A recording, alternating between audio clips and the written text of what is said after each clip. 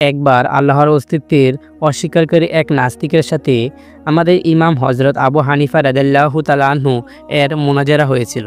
মুনাজারার বিষয় ছিল পৃথিবীর কোনো সৃষ্টিকর্তা আছে কিনা। এত বড় ইমামের সাথে এই গুরুত্বপূর্ণ বিষয়ে মুনাজারা দেখার জন্য সূত্র মিত্র সবাই যথাসময়ে মুনাজারার স্থানে সমবেত হয়ে গেল।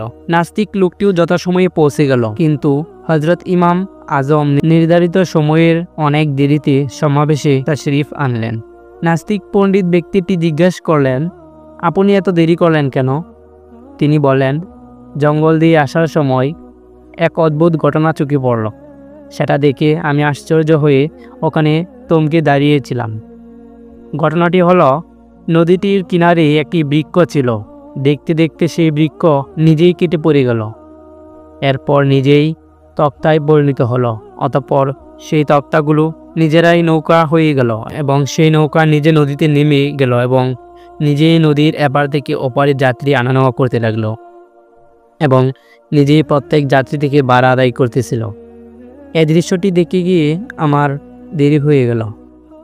নাস্তিক পণ্ডিত এটা শুনে আত্মহাসি দিল এবং বলল, আপনার মতো একজন বুজুর্গ ইমামের পক্ষে এরকম জঘন্য মিথ্যা বলা খুবই আশ্চর্যের বিষয়। এরকম কি নিজে নিজে কিছু হতে পারে?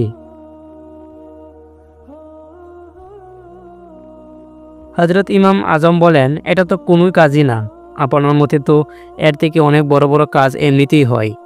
এ পৃথিবী, এ আসমানের চাঁদ সূর্য, তরকারাজি, বাগানসমূহ রং বেরং, এ নানা রকম ফুল, সুমিষ্ট ফুল, এ পাহাড় পর্বত, জীবজন্তু ছিল যে মানব দানব সব কিছু কোনো সৃষ্টিকর্তা ব্যতীত এমনিতেই হয়ে গেছে। যদি একটি নৌকা কোনো কারিগর ছাড়া এমনিতে তৈরি হয়ে যাওয়াটা মিথ্যা হয়, তাহলে সমস্ত পৃথিবীটা সৃষ্টিকর্তা ব্যতীত নিজে নিজেই তৈরি হয়ে যাওয়াটা ডাহা মিছা ছাড়া আর কি হতে পারে? নাস্তিক পণ্ডিত তার এ বক্তব্য শুনে বিমোহিত হয়ে গেলেন এবং সঙ্গে সঙ্গে স্বীয় ভ্রান্ত ধারণা ত্যাগ করে মুসলমান হয়ে গেল। এ বিশ্বে নিশ্চয়ই একজন সৃষ্টিকর্তা আছে যার নাম আল্লাহ। আল্লাহ অস্তিত্বের অস্বীকার ও যুক্তিরও বিপরীত।